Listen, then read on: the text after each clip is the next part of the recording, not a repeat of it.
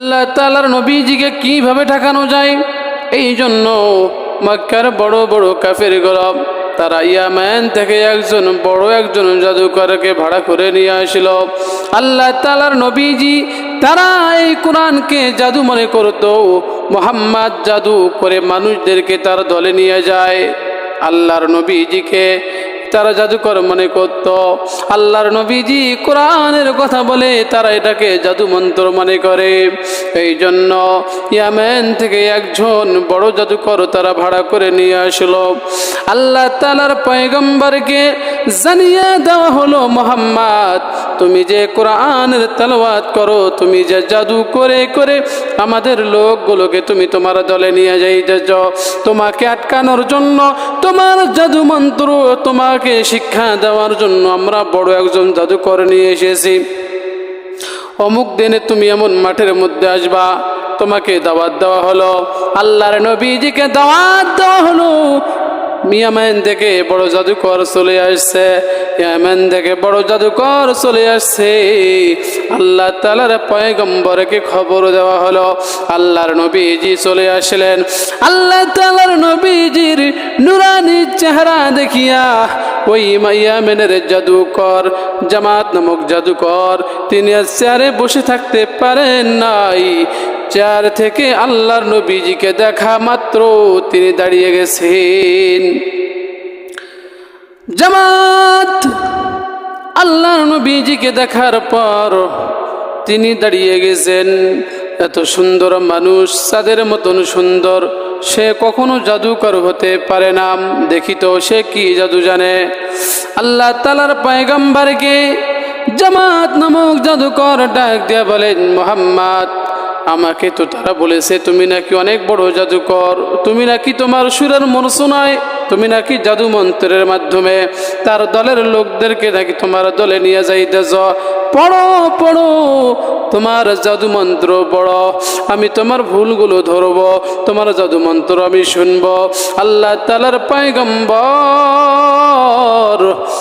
জামাত নামক জাদুকরকে ডাক দিয়ে বলেন, ভাই জামাত, আমি যদি সত্যি সত্যি যদি আমি জাদুকর হয়ে থাকি, তুমি তো একজন প্রকৃত জাদুকর, আমার যদি এগুলো মন্ত্র হয়, আমার যদি এগুলো জাদু হয়, তাহলে তো তুমি ভুল ধরতে পারবে, তুমি তো আমার ভুল বুঝতে পারবে। আর যদি সত্যি আমার এগুলো যদি জাদু মন্ত্র না হয়, তাহলে তুমি সেটাও সত্য কথা বলবে। আল্লাহ তাআলার পয়গম্বরকে জামাত নামক জাদুকর ডাক দিয়ে বলেন, মুহাম্মদ তেলাওয়াত করো, তেলাওয়াত করো, তোমার কণ্ঠের জাদু আমি শুনতে চাই, মন্ত্র শুনতে চাই। আল্লাহর পয়গম্বর জামাত নামক জাদুকর দাঁড়িয়ে আছে। মক্কার মধ্যে বড় বড় কাফেরগুলো দাঁড়িয়ে আছে, হাজার হাজার মানুষ সমবেত হয়েছে। আজকে মুহাম্মাদের সব ভুল ধরবে, মুহাম্মাদের জাদু মন্ত্র সব ছিনিয়ে নেওয়া হবে, আর মুহাম্মদ মক্কার মানুষদেরকে পাগল করতে পারবে না। আজ থেকে মক্কার কোনো মানুষ মুহাম্মাদের দলে যাইতে পারবে না। মুহাম্মদকে শিক্ষা দেওয়ার জন্য ইয়ামান থেকে একজন জাদুকর নিয়ে আসা হয়েছে।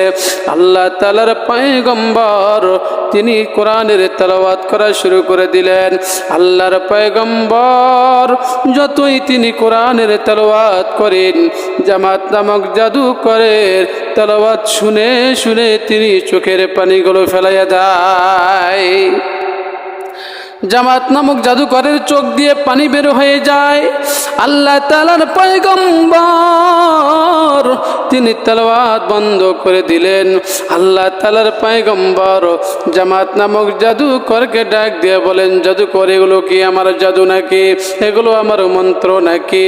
আল্লাহ তাআলার পয়গম্বর কি হাজার হাজার মানুষের সামনে জামাত নামক জাদুকর ডাক দিয়ে বলেন, এ মুহাম্মদ, আমি তো যে তেলাওয়াত তোমার শুনলাম, আমি ইয়ামান থেকে আসলাম, আবু জেহেল, উতবা, সাইবা তারা তো আমাকে জাদু মন্ত্র বলেছিল, কিন্তু না না, আজকে আমি আমার কান দিয়ে শুনলাম, আমি সাক্ষ্য দিতেছি এগুলো তোমার কোনো জাদু নয়, এগুলো তোমার কোনো মন্ত্র নয়, এগুলো স্বয়ং রবের দেওয়া পক্ষ থেকে কোরআনের আয়াত। আর দেরি করব না, আমি আর আবু জেহেলের দলে থাকবো না, আমি আজ থেকে তোমার দলে চলে যাব। আগে তুমি দেরি করবা না, আমি জামাতকে তুমি কালিমা পড়ে মুসলমান বানিয়ে দাও।